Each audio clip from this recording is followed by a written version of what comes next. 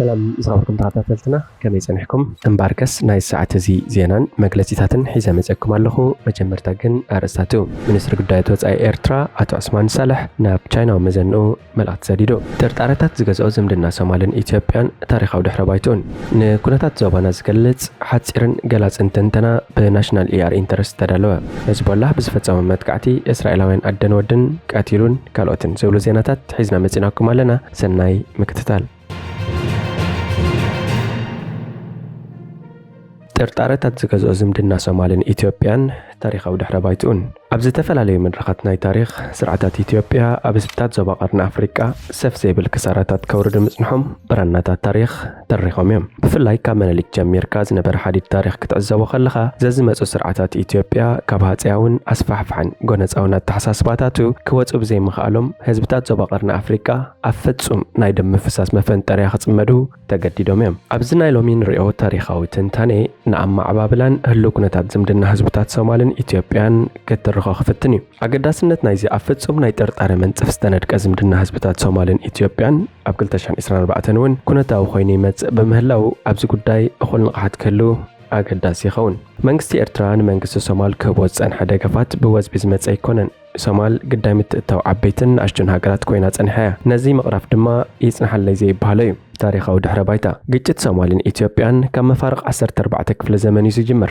أو 14 كفل زمن مسافنتي إثيوبيا نتبنقستات إسلام تبحيت زنبرا قماقم بحري ويكوستال إيرا سومال نمورر أنكادو بفلاي نودب زيلان محاز زنبرم طموح قلسي انداخونا متيوم كلت 10 عامات أنيحهم دما نابزوم قماقم بحر وفرتات كايدو جمرو بسنك زورارات دما البزي بلو هزبي حلقة أما فلم تعيسرا كفلا زمن مالت مسمن قصاص دربوش تأساسيرو براسلس كونفرنس أكت شان شموندم إتنتيسعن أبلع سومال ناي أزوار معقب أمبرا مسرت نايت معقب هايمانوتي نيرو أنصار نايزيقن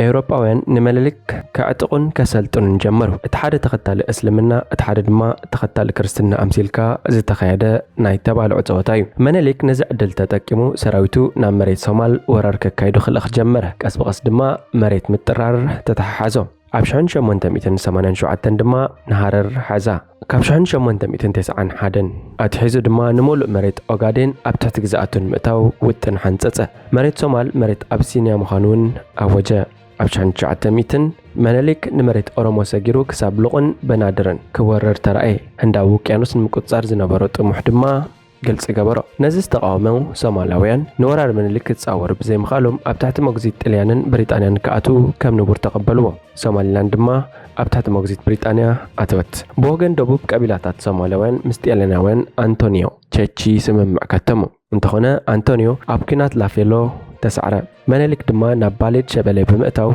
كاب كتما مقادشو نحادة معالت فللي قبرا كساب كينات إثيوبيان تليانن جمر دما جيجيغان حاررن أبتحت إثيوبيا ودقا دحر خلاي كينات عالم عباي بريطانيا نتب فاشش تاو تليان تتحيزيس نبرا مريت سومال أبتحت مدارا أتوتو كابزي جمريون بقار نقص هايلا سلاسي اتمريت نابقز أتوخ ملس كتقلب زي جمرا كاب بنادير جميرو كساب مقادشون قماقم بحرن هندا وكيانوسن مريت إثيوبيا مخانون تخرخره أبشحن جعت 240 حدن رويال إير فورس نعباي بريطانيا نقص هاي لسلاسي وكيلو أب سمايات مقادشو وراء تخفنو جمرة قال خابت مال أختي دحر زي نقص هاي لسلاسي ناب حبرات هاجرات ميمورندوم بمئتاو كرمي أوروبا ومجزأة سومال أب تحت نكسنة إثيوبيا من برا تماغوتا مريت إثيوبيا كساب قماقم بحري هندا وكيانوس كم زبات صحون نعلم كأمن هكأنا أبشحن جعت 240 شمونتن سراويت عباي بريطانيا كام مريت أوغادين تقليل واتسمو أول حكم بوت ممحدار إثيوبيا بوقعي أمريت أوغادن تخفته كابزا ساعتات حزيون بار أمونغو سومالين إثيوبيان كينات كلا بعز جمرة كابشان شعت 270 كسابشان شعت 278 أمونغو إثيوبيان سومالين أب أوغادين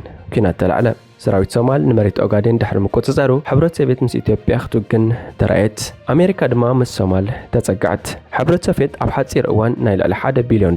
أصورات الراقفت كيوا دما 13 سراويت لاخت بجنرال فانيلي بيتروف زمرح لالي شحنها مشاميتن أزيز سراويت حبرت سوفيت أبتقتم تساتفو أب 23 طري شحن شعت 278 سراويت كيبا أبلع سراويت سومال أب عود بمكونساف نختماتات حاررن جيجيغان حزوان أب 23 مقابيت شحن شعت 278 دما ملا أوغادين أب تحت سراويت كيبان إثيوبيان أتوا بزد ما كانت شحن شعت 277 شحن شعت 278 ተዛዘመ ድሕርዚ ዝተረኣየ ታሪኻዊ ክስተት ውድቀት ሶማልዩ ካብ 1991 ዝተፈላለዩ ዕጡቓት አንጻር መንግስቲ ዕጥቃዊ ቃልሲ ጀመሩ መንግስቲ ባረ ድማ ካብ ስልጣኑ ተገለፈሞ ዝተፈላለዩ ዕጡቓት ስልጣን ንምሓዝ ውድድር ጀመሩ ነታ ሃገር ድማ ናብ ዕለቕልቕ ወሰድዋ ምትእታው ዓበይትን ዞባውያንን ሃገራት እውን መድረኹ ሓልዩ መጸ ካብ 2000 ክሳብ 2004 ዓመተ ምህረት ኣብ ዝነበረ መድረኽ ብዝተፈላለዩ ሓይልታት ዝቆመ መሰጋገር መንግስቲ ተተኽለ ኣብ 2005 ICU መንግስትነት መሓስ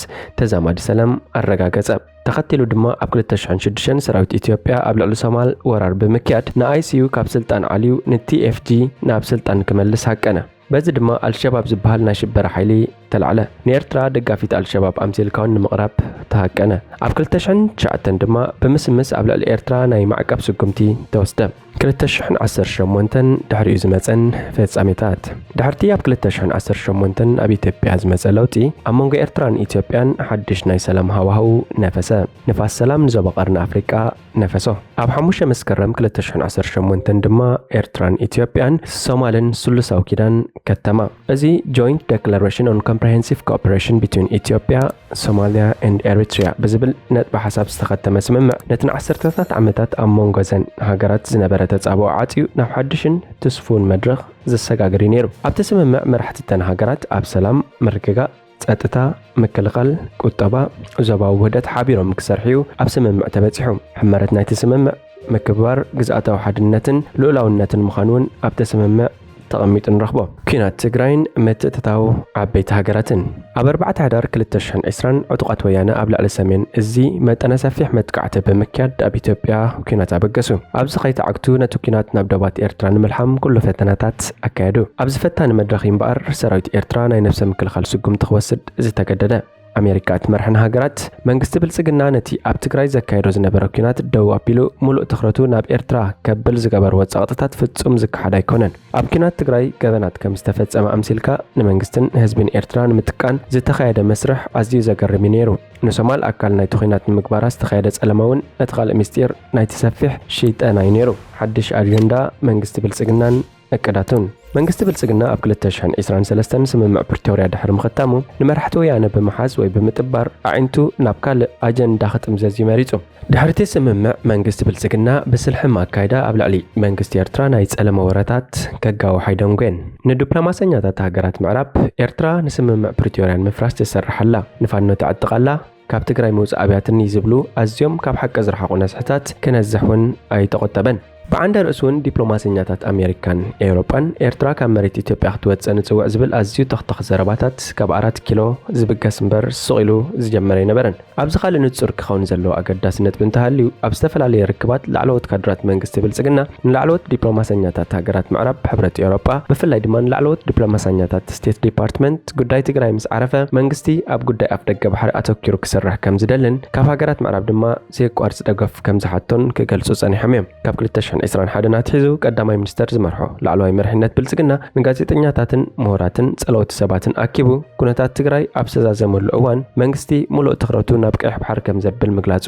ናይት ማል ተዘክሮይ ኣብ 10 ጥቅምቲ 2023 ኣብ ከተማ ሪያድ ሳዑዲ ዓረብ ዝተኻየደ ዋዕላ ኣፍሪካን ሳዑዲ ዓረብን ነቲ ብወገን መንግስቲ ብልጽግና ብታሕቲ ክስራሕ ጽንሐ ኣጀንዳ ዝኸሽሐ ነይሩ ኣብቲ ዋዕላ ቀዳማይ ሚኒስተር ዶክተር አብይ አሕመድ ዓልን ፕሬዝዳንት ሐሰን ሼኽ መሐሙድን ኣብ ዘካየዱ ወረክብ ፕሬዝዳንት ሶማል ኣብ ጉዳይ ኣፍደገ ባሕር ኣመርኪቱ ምስ ቀዳማይ ሚኒስተር ኢትዮጵያ ዝርብ አካይዱ ነይሩ ኣብቲ ዝርብ ቀዳማይ ሚኒስተር ኢትዮጵያ ኣብ ልዕላውነት ሶማል ዘለዋ ጽኑዕ መትከል ብምግላጽ መንግስቲ ብልጽግና ኣብ ዞባ ቀርኒ ኣፍሪካ ሰላም ንኽሰፍን ብዕቱብ ከም ዝሰርሕ ንፕሬዝዳንት ሶማል ቃላተወሉ ኣብ ሓድሽ ዓመት 2024 ድማ መንግስቲ ብልጽግና ምስ ሶማሊላንድ ከም ዝኸተመ ንዓለም ዕላው ገበረ ደፋእቲ ረቑሒታት ቀዳማይ ሶማሊላንድ ኣካል ሶማልያ ትኹን እምበር ናይ ገዛእ ርእሳ መንግስትነት ተኺላ ክትመሓደር ጽንሐት ዞባያ ሓንፀፅቲ ፖሊሲ ሶማሊላንድ ካብ ማሕበረሰብ ዓለም ናይ ሃገርነት ኣፍልጦ ንምርካብ ጻዕርታት ከካይዱ ጸኒሖም በዚ መሰረት እምበር ፕሬዝዳንት ሶማሊላንድ ሙሳ ቢሂ ዓብዲ ምስ መንግስቲ ብልጽግና ኣብ ስምምዕ ክበጽሕ ዝተቐሰበ ካልኣይ ናይ ደጋ ሓይልታት ደፍኦ ፖለቲካ ኢትዮጵያ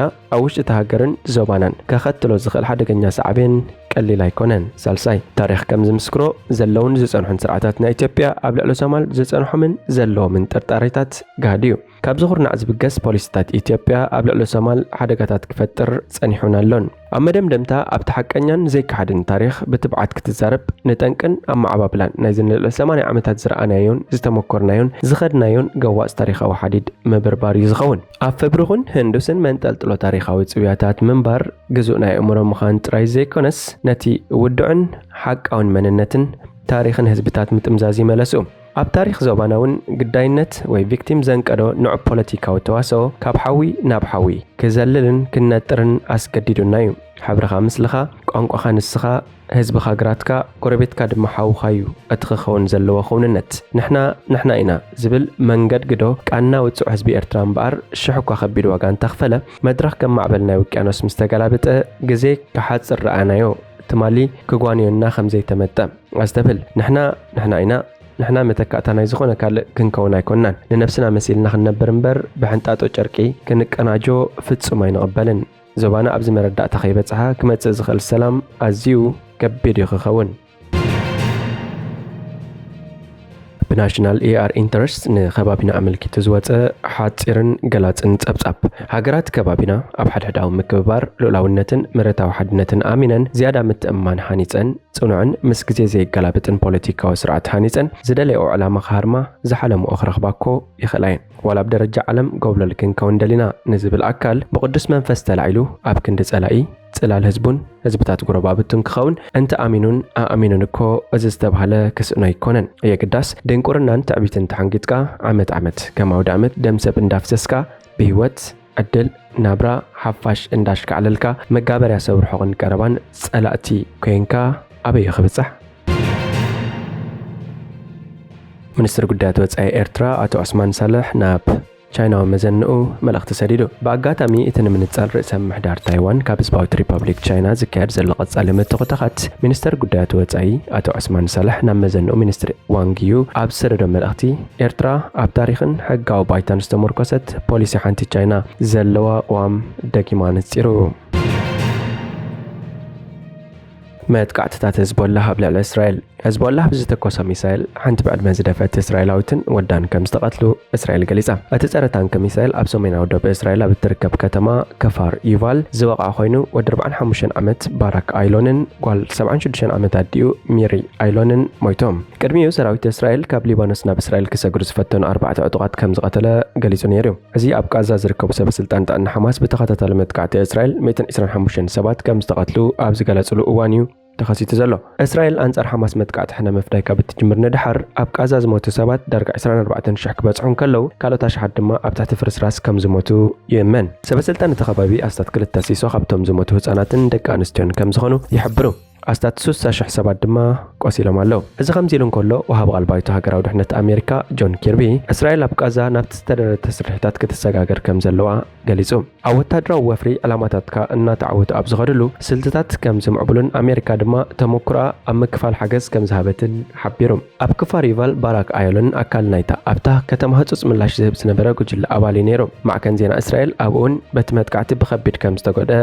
ኣቃሊሕን። ሰራዊት ምክልኻል እስራኤል ብህዝቦላህ ዝምራሕ ሚሳይላት ኣብ ሰሜን ዝርከቦ ሓያሎ ማሕበረሰባት እስራኤል ዕላማ ዝገበረን ሰራዊት ምክልኻል እስራኤል ሕነ ንምፍዳይ ኣብ ሊባኖስ ንዝርከቡ ዕላማታት ህዝቦላህ ይሃርም ከም ዘሎን ገሊጹ። መራሒ ህዝቦላህ ሓሰን ናስርላህ እቲ ጉጅለ ኣብ ልዕሊ እስራኤል ዝትከሱ ዘለዉ ነቲ ኣብ ጋዛ ዝካየድ ዘሎ ኪናት ደው ንምባል ምዃኑ ገሊጹ። ሓሰን ናስርላህ ሓሲቡ ኣብ የመን ዝርከብ ጉጅለ ሕቲ ኣብ ቀይሕ ባሕሪ ንዝርከባ መራኸብ ዝጀመረ መጥቃዕቲ ክቕጽል ምዃኑን ኣሜሪካን ዓባይ ብሪጣንያን ኣብ ልዕሊ ጉጅለ ዝፈጸሞ መጥቃዕቲ ጌጋ ከም ዝነበረን ገሊጹ። ኣሜሪካ ጸጥታ ቀይሕ ባሕርን ህድኣት ግንባር ሊባኖስን ኮታስ ኣብ ኢራቅ ዘሎ ምዕባለታት እቲ ዞባን ደሚርካ ምስ ሓደ ነገር ዝተኣሳሰር ምዃኑ ክትግንዘብ ይግባእ። እዚ ድማ ኣብ ልዕሊ ጋዛ ዝካየድ ዘሎ ወራር ደው ንምባል እዩ ኢሉ። ታንክታትን ነፈርትን እስራኤል ትማሊ ሰንበት ኣብ ደባውን ማእከላይን ከባቢታት ጋዛ ኣብ ዝርከብ ዕላማታት መጥቃዕቲ ቀፂለን ኣለዋ። ኣብ ገለ ክፋል ጋዛ ንሳልሳይ መዓልቲ ብተኸታታሊ ኣገልግሎት መራኸቢታትን ኢንተርነትን ደው ከም ዝበለ ይፍለጥ። እምባርከስ ዝኸበርኩም ተኸታተልትና ናይ ሰዓት እዚ ዜና መሰናዶ ናብዚ ፍጽም። ሓደሽቲ ዜናታት ንምክትታል